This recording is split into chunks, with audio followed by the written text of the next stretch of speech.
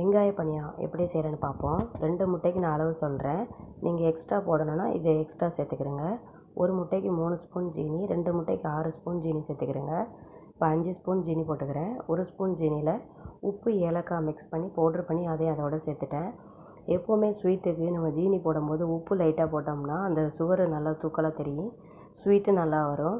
இப்போ ஜீனி நல்லா கரையிற வரையும் அடிச்சுக்கிடலாம். முட்டையை நல்லா அடிப்போம்.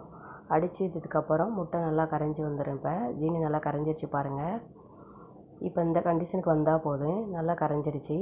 இப்போ மாவு மிக்ஸ் பண்ணலாம். மாவுனா அரிசி மாவு தான் சேர்க்க போகிறேன். 1 முட்டைக்கு 3 ஸ்பூனு அரிசி மாவு, அதே மாதிரி 2 முட்டைக்கு 6 ஸ்பூனு சேர்க்குறேன். அளவு மட்டும் கரெக்டாக போடுங்க. கூட குறைய பண்ணான்னா டேஸ்ட்டு மாறிடும், அந்த கண்டிஷனுக்கு வராது.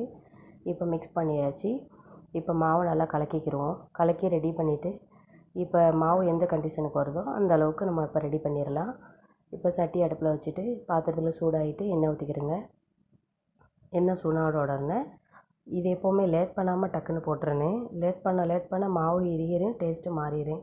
இது 10 நிமிஷம் வேலை தான். யாராவது வீட்டுக்கு விருந்தாடி வந்தாங்கன்னா 10 நிமிஷத்தில் இந்த வேலையை செஞ்சு கொடுத்துடலாம்.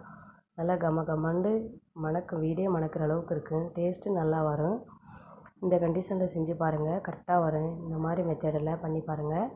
இப்போ சூடாயிருச்சு. இப்போ போட்டு எடுத்துடலாம். இந்த ஸ்மால் சைஸில் போடுறதுனால தான் நமக்கு இதுக்கு வெங்காய பணியாரம்னு சொல்கிறாங்க. 10 நிமிஷத்துலேயே பொரிஞ்சிடும். நல்லா செவக்க விட்டு பொன்னிறமான உடனே எடுத்துடுங்க. ரொம்ப நேரம் வைக்க வேணாம், டேஸ்ட்டும் மாறிடும், கலரும் மாறிடும். இப்போ வெங்காய பணியாரம் ரெடி ஆயிடுச்சு. நீங்களும் இந்த மாதிரி ட்ரை பண்ணி பாருங்கள். வீடியோ பிடிச்சிருந்தா சப்ஸ்கிரைப் பண்ணுங்கள். இந்தளவுக்கு வந்தால் போதும். டேஸ்ட்டு இந்தளவுக்கு வந்துட்டால் கரெக்டாக வந்துடும். சுவையான வெங்காய பணியாரம் ரெடி ஆயிடுச்சு. நல்லா பொசு பொசுண்டு மொறுன்னு நல்லா சாஃப்டாக இருக்குது. உள்ளே மாவு நல்லா வெந்திருக்கு பாருங்கள். டேஸ்ட்டும் நல்லா வரும். ட்ரை பண்ணி பாருங்கள். அடுத்த ஒரு வீடியோவில் பார்க்கலாம். ஓகே, பாய்.